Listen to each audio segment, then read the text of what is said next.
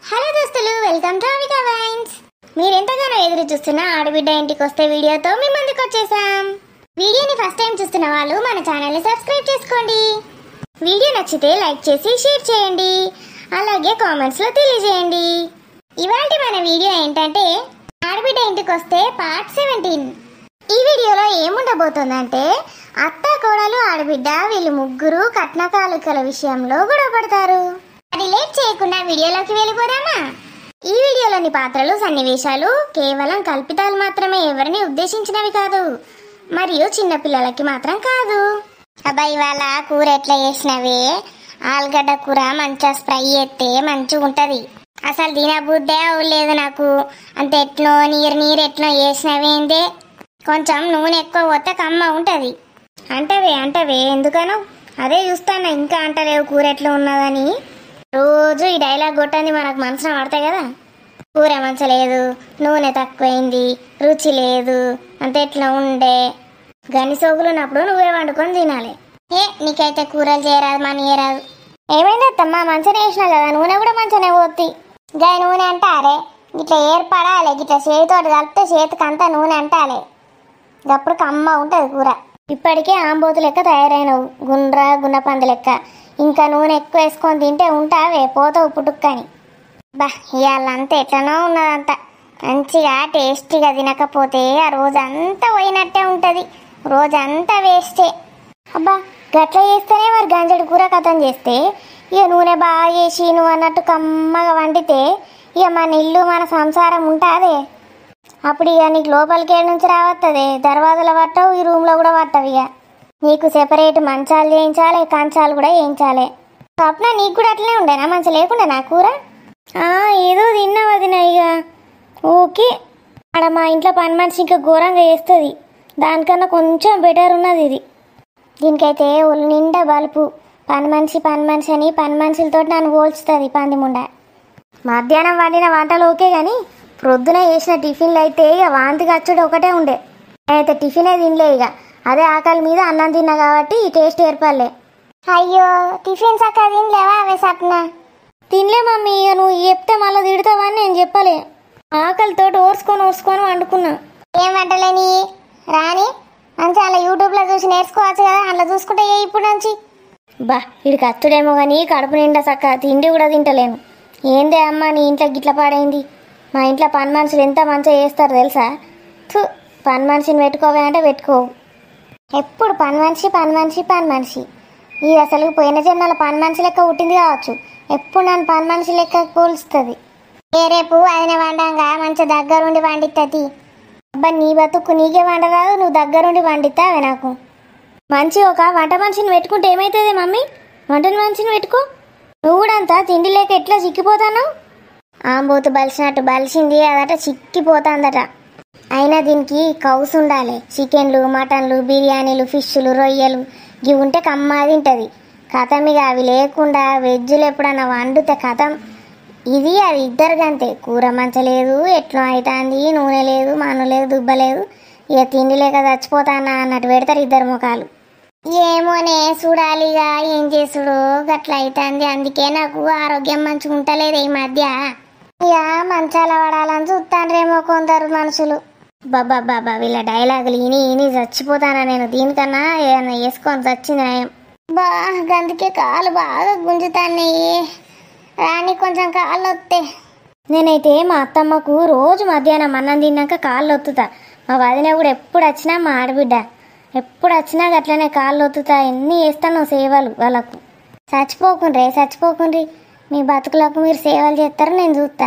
దీనికి వంట చేసుడే శాత కాదు, ఇది అన్ని పనులు చేసేట వాళ్ళ అత్తకట. తిన్నాకనట పన్నాకనట ఒత్తుతుందట కాళ్ళు. నీ ముఖం ఒకసారి అద్దంలో చూసుకున్నావే.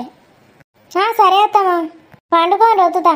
నా బిడ్డ నిజంగా ఎన్ని ఎత్తది, అన్ని సేవలు. వాళ్ళ అత్తగారింట్లో ఆడబిడ్డకు సేవలు, అత్తకు సేవలు, అల్లునికి సేవలు, మామకు సేవలు, మొత్తం సేవకే అవుతుంది దాని జీవితం. మా ఇంటికి ఎంతమంది చుట్టాలు వస్తారో తెలుసావే మమ్మీ నీకు? వాళ్ళందరినీ చూసుకుంటా నేనే. ఏమన్నా సేవలా? మరి సేవా సమితి పెట్టుకోకపోయినారు ఇద్దరు తల్లిబిడ్డలు కలిసి. ఇచ్చట ఫ్రీగా సేవలు చేయబడును అని ఒక బోర్డు పెట్టుకొని కూర్చోండి ఇద్దరు అవ్వ బిడ్డలు. నీ అత్తగారింట్లో చేస్తే ఏమొస్తుంది?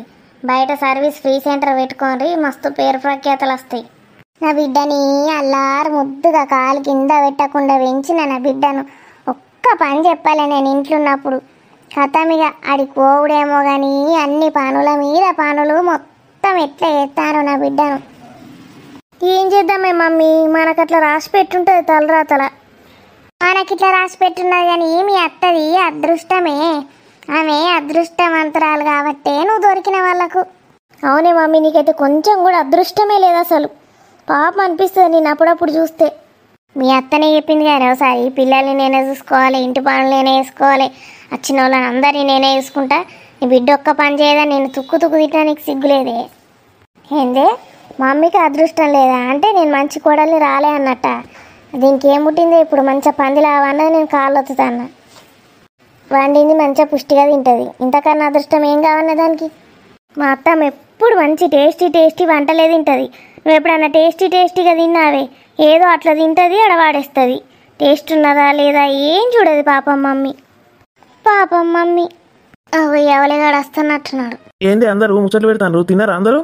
ఏం తింటానురా, ఏదో అట్లా తిన్నాం కష్టపడి. నువ్వు తిన్నావా లేదా? ఇంకైతే ఏవైనా టేస్టీగానే ఉంటాయి అని పెళ్ళని చేసినాయి. అయ్యో ఏమైంది, మంచిగానే ఉండే కదా కర్రీ. మంచిగానే ఉన్నా, తీరా కూసో. కాదురా అన్నయ్య, మమ్మీని చూస్తే నాకు ఇట్లా పాపం అనిపిస్తున్నది. అసలు దానికి ఏందో ఏమో. అవును, నాకు కూడా మమ్మీని చూస్తే పాపం అనిపిస్తుంది. అసలు మనం చిన్న ఉన్నప్పటి నుంచి ఎంత కష్టపడ్డది మమ్మీ, ఇప్పటికి ఇంకా కష్టపడుతూనే ఉంటుంది.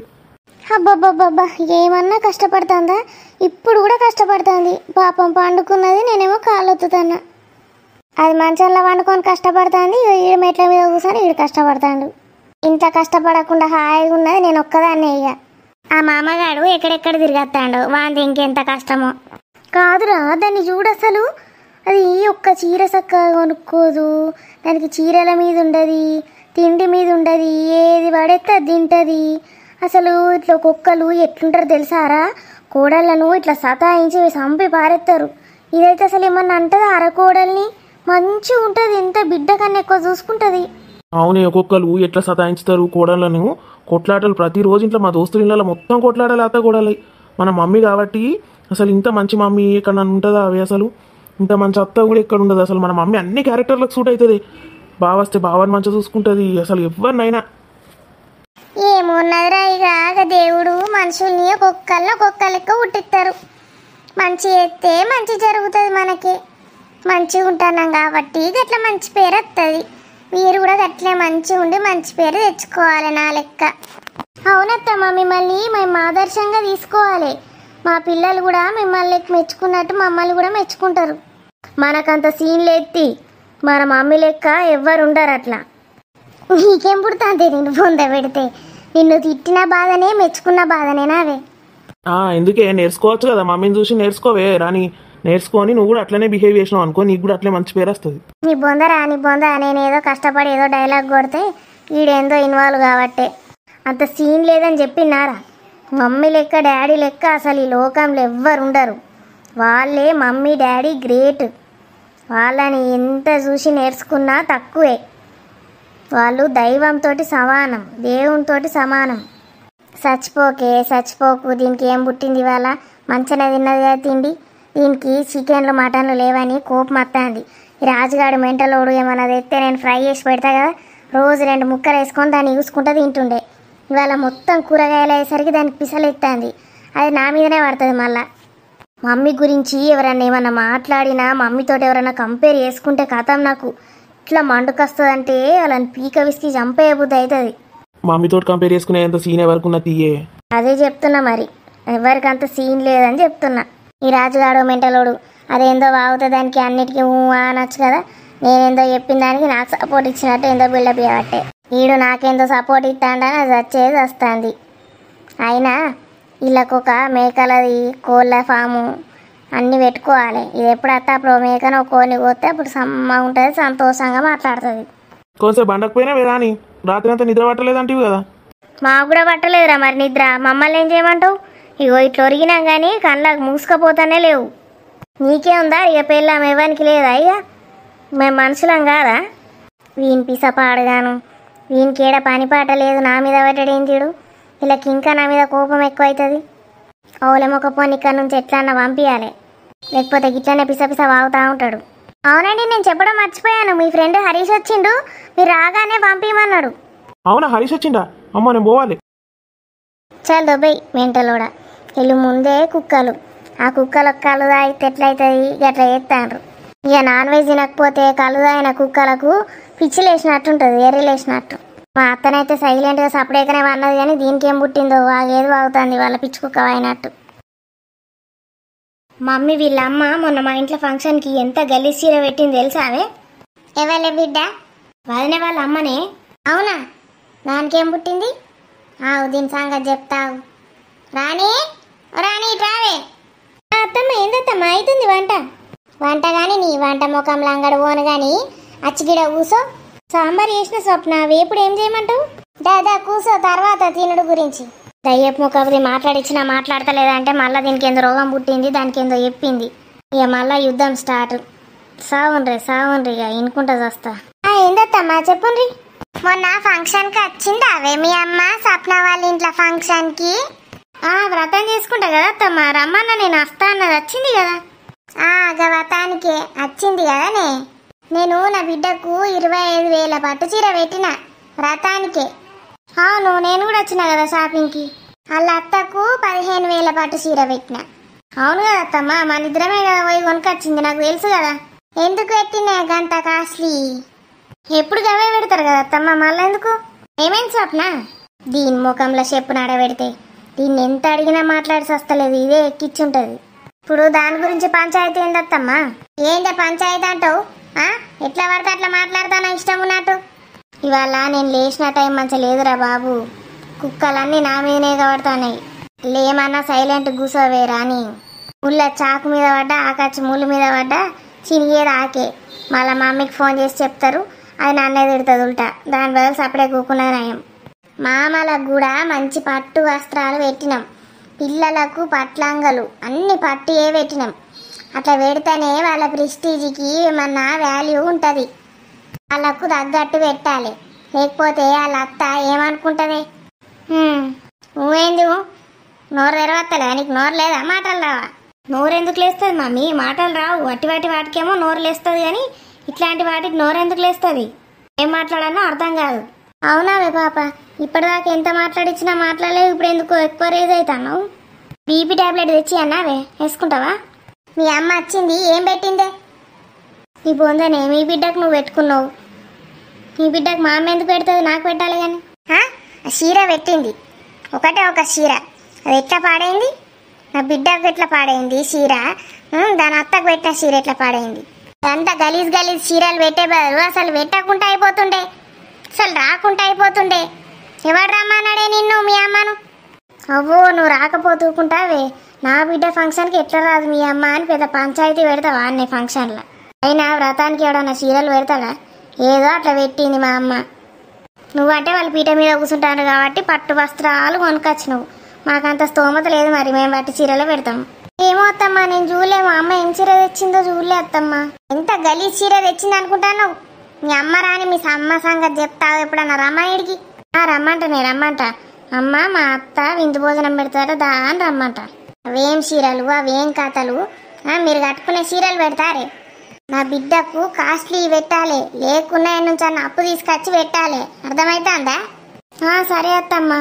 సారీ స్వప్న, నా పిల్లలే ఇద్దరు ఫస్ట్ బర్త్డేలకు కూడా ఏం గిఫ్ట్ తెచ్చినావు కదా నువ్వు? అన్నయ్య ఏం తెచ్చిండు, నువ్వేం తెచ్చినావు?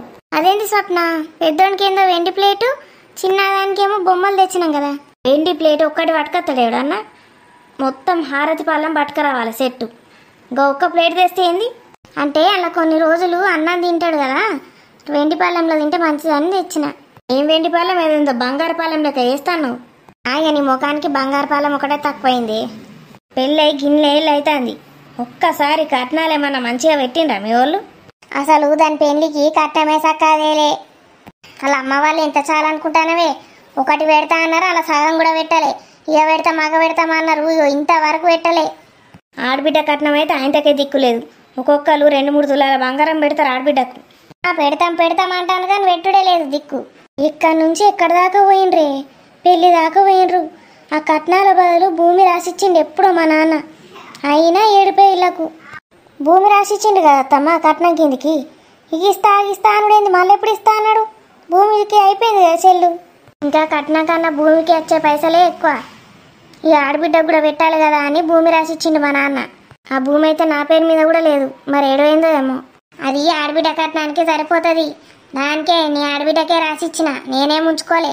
మరి ఇంకేం స్వప్న, దాంతో బంగారం కొనుక్కోకపోయినావు? కొనుక్కుంటా. ముష్టి భూమి వారేసిండ్రు, దానికి ఏ పాట వస్తుంది? ఏం రాదు, వేస్ట్ ఆ భూమి. నేనెందుకు ఇంత సాడ్గా ఉన్నా? ఈ ముష్టి మోకాలు ఎప్పుడు ముష్టి యుద్ధాలు చేసుకుంటూనే ఉంటాయి. నేను అస్సలు సాడ్గా ఫీల్ గాను, పైకి యాక్టింగ్ చేస్తాను అంతే. అమ్మో, నేను సీరియస్ అయినా, నేను బాధపడ్డా నాకే రోగాలు వస్తాయి. నేను హ్యాపీగా ఉంటా. సావును రే, మీరిద్దరు అట్లే బీపీలు పెంచుకొని పుట్టుక్క నరాలు దిగి చచ్చిపోను రానివాడి.